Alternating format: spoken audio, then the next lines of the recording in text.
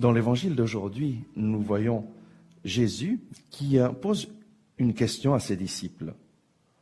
Au dire des gens, qu'est le Fils de l'homme?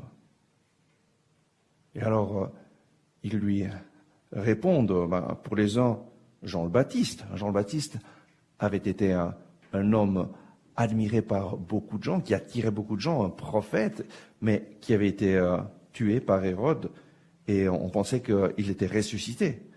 D'autres, Élie. Élie, c'était un prophète puissant en parole, en actes, et le plus grand des prophètes.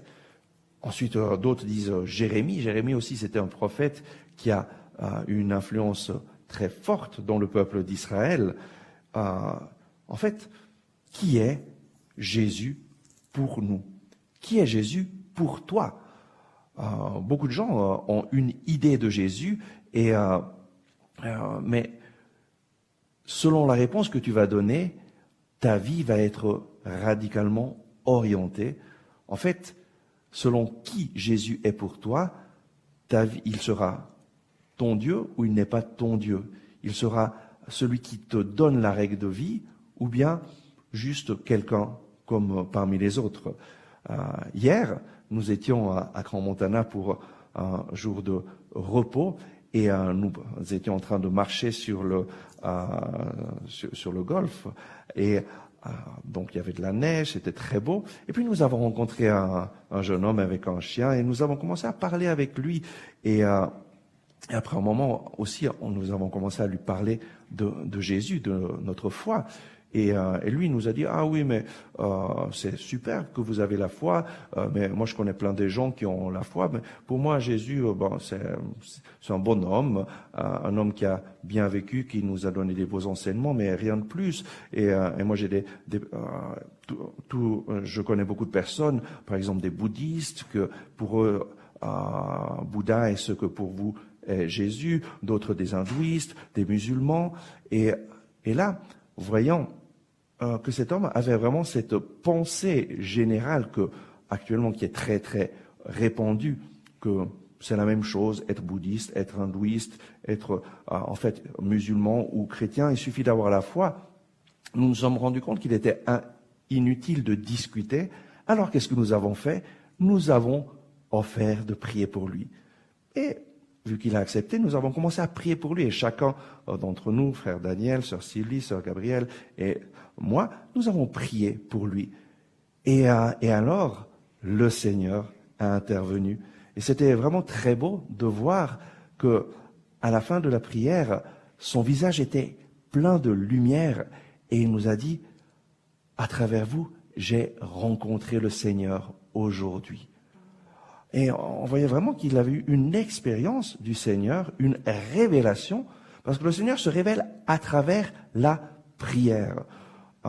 Très souvent, si nous voulons aider les gens à rencontrer Jésus ou à rencontrer Dieu, il est inutile de leur faire des prédications, mais nous avons besoin d'arriver à la prière, parce que nous avons chacun besoin d'une révélation. Et alors, Saint Pierre, dans l'évangile que nous avons lu, à cette question de Jésus au dire des gens qui est le Fils de l'homme, après que les autres apôtres ont dit Jean-Baptiste, Élie, Jérémie, Jésus leur dit, mais pour vous, qui suis-je? En fait, ce que les gens disent n'aura pas tellement d'influence sur notre vie.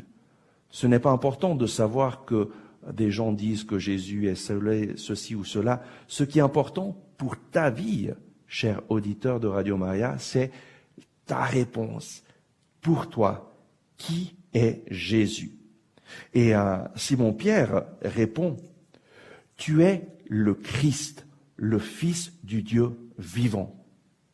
Et ce terme, le Christ, pour le peuple d'Israël, c'était un titre messianique. Ça veut dire qu'il est celui que tout le peuple d'Israël attendait. Le peuple d'Israël attendait un Messie qui devait venir pour libérer le peuple d'Israël. Durant l'histoire du peuple d'Israël, petit à petit, cette figure du Messie s'est dessinée toujours plus, mais on avait différentes compréhensions du Messie, mais le Messie devait être quelqu'un qui venait pour délivrer le peuple d'Israël.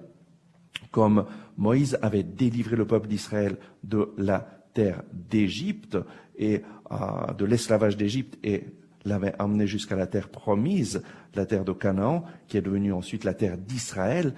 Le Messie devait faire quelque chose de semblable, mais à l'époque de Jésus, on pensait que le Messie allait libérer le peuple d'Israël de la domination des Romains. Et Pierre donc proclame cela: tu es le Christ, le Fils du Dieu vivant. Et Jésus, lui, a dit quelque chose d'extraordinaire. Tu es heureux, Simon, fils de Jonas, car cette révélation t'est venue non de la chair et du sang, mais de mon Père qui est dans les cieux. En d'autres paroles, cette révélation, Pierre a eu une révélation. Il a reçu directement du Seigneur une révélation, il a reçu du Père une révélation de qui est Jésus. Et nous aussi, nous pouvons avoir une révélation de qui est Jésus, ou une révélation, Dieu qui nous parle aujourd'hui. En fait, la vie chrétienne se base sur un livre, la Bible, qui est le livre de la révélation. Dieu se révèle à travers ce livre, la Bible. Et toute révélation se base sur la parole de Dieu. Dans ma vie, la première fois que j'ai vraiment eu une révélation du Seigneur, c'était le 26 janvier 1991, et je me rappelle très bien, ça faisait déjà 2 mois que je lisais la Bible tous les jours, je dévorais la Bible j'étais en train de redécouvrir la foi de ma jeunesse, de mon enfance. Dès que j'ai commencé à lire la Bible, vraiment, je me suis rendu compte que tout ce que j'avais appris au catéchisme, je le trouvais là, dans ce livre. Mais la lecture continue de la Bible, du Nouveau Testament, m'enthousiasmait parce que je voyais cette personne, Jésus, extraordinaire, mais je ne l'avais pas encore rencontré. Et donc, le 26 janvier 1991, j'étais dans une retraite, et une personne m'avait dit il faut que tu ailles te confesser pour vraiment donner à Jésus tous tes poids, tous tes péchés, pour vraiment te laver intérieurement, afin que tu puisses recevoir Jésus dans ta vie. Et donc, moi, j'étais en train de me préparer pour cette confession, mais ça me venait à l'esprit plein de choses que jamais je n'avais dit à un prêtre. Et pourquoi? Parce que j'avais un peu honte, j'avais pas tellement l'envie de raconter ces choses. Et je me demandais, mais pourquoi est-ce que je dois aller raconter à un prêtre ces choses? Il y avait vraiment un conflit intérieur. Et alors je me suis dit, Seigneur, si vraiment toi tu désires que je confesse mes péchés à un prêtre, parle-moi. Et je lui dis, je vais ouvrir la Bible et voir ce que tu me dis. Et j'ai ouvert la Bible et je suis arrivé sur la lettre de Saint Paul aux Romains, chapitre 16, verset 20. Le Dieu de la paix écrasera bien vite Satan sous vos pieds. Que la grâce de notre Seigneur Jésus-Christ soit avec vous. Et alors là, ça a été une révélation instantanée. C'est quelque chose d'extraordinaire, mais à ce moment-là, j'ai compris ce qui se passait dans la confession, dans le sacrement de la confession. Le Dieu de la paix vient écraser Satan, mais il le fait sous mes pieds. Donc, il a besoin de ma collaboration, que moi je confesse avec ma bouche mes péchés, que je me reconnaisse pécheur. Et alors, le Dieu de la paix vient porter la paix dans mon cœur à la place de ce sentiment de culpabilité, de ce sentiment de remords. C'est clair, Satan nous porte la culpabilité, il nous pousse au péché, mais ensuite il nous enferme dans la culpabilité. Mais Jésus est mort sur la croix pour nos péchés, il nous a pardonnés. Et lorsque nous confessons nos péchés, lui qui est fidèle et juste nous pardonne tous nos péchés. À ce moment-là, j'ai reçu cette révélation en lisant ce passage de la lettre aux Romains, que lorsque j'allais confesser mes péchés, Dieu en personne venait porter sa paix dans mon cœur et écraser Satan. Le pouvoir de Satan, c'est le pouvoir du péché, de nous enfermer dans la culpabilité à cause de notre péché. Mais Jésus a enlevé le péché du monde. Et dans la confession, il y a vraiment le pardon des péchés. Le péché est Dieu nous pardonne et nous purifie. Et alors la grâce de notre Seigneur Jésus-Christ vient dans notre vie. Et ça a été une révélation extraordinaire. J'ai pu aller me confesser. Ça a été vraiment un moment merveilleux, un moment d'expérience de la miséricorde du Seigneur. La révélation se base toujours sur la parole de Dieu. Et nous avons besoin, nous-mêmes, dans notre vie, de révélation, que le Seigneur vienne se révéler à nos vies, vienne parler à nos cœurs. Comment avoir une révélation? Comment entendre Dieu? Tout simplement en commençant par lire la parole de Dieu.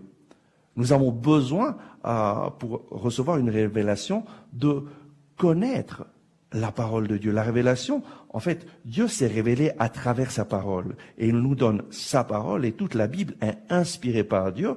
Et Dieu veut nous parler à travers sa parole. Et c'est seulement lorsque nous nous mettons à lire sa parole et à lui demander « Seigneur, parle-moi, révèle-toi à moi », que lui va pouvoir prendre ces paroles que nous lisons et nous parler personnellement.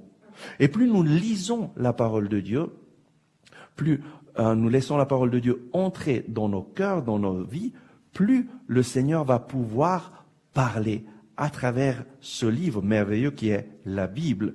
Parce que Dieu désire parler avec chacun de nous. Dieu désire nous communiquer son amour.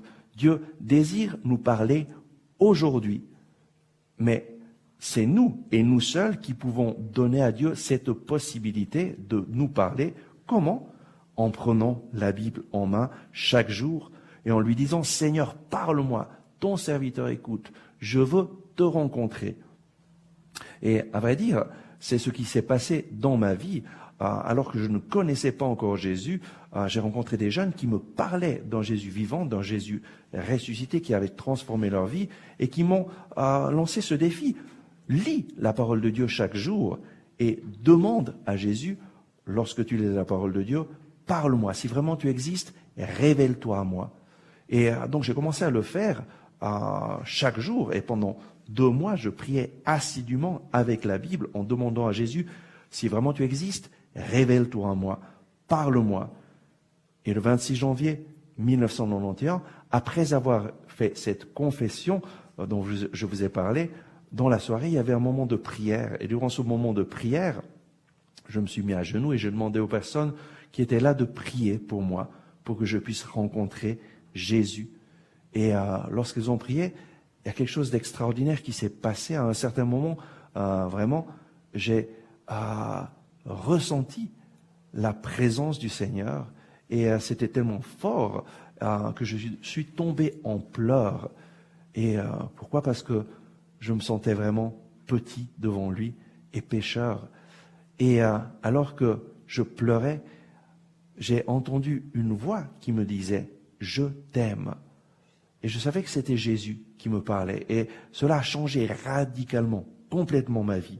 Ça a été une révélation de l'amour de Dieu, mais qui se basait sur 2 mois où j'avais lu la parole de Dieu tous les jours, où j'avais demandé « Seigneur, si vraiment tu existes, parle-moi ».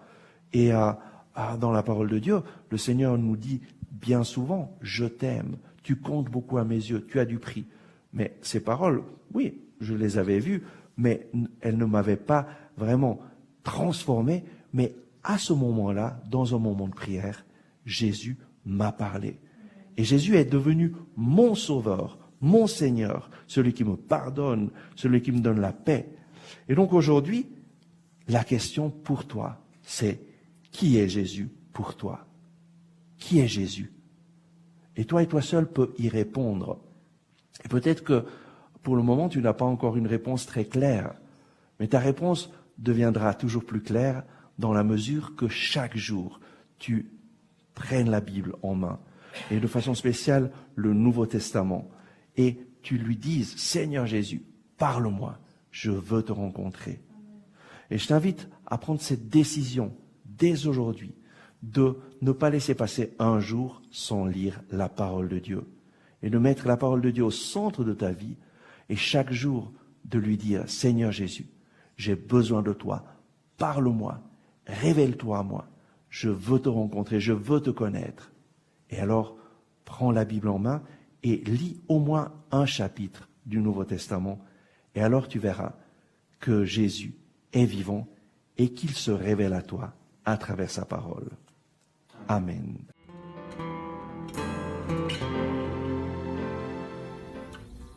Merci d'avoir regardé ce message. J'espère que vous l'avez apprécié. Nous mettons en ligne chaque jour de nouvelles vidéos pour vous inspirer et vous encourager. Donc, n'oubliez pas de vous abonner à cette chaîne, de cliquer sur le bouton j'aime et d'activer les notifications. Si vous avez aimé ce message, je vous invite à le partager avec vos amis. Ensemble, avec ma communauté, nous prions pour vous et pour votre famille. À demain.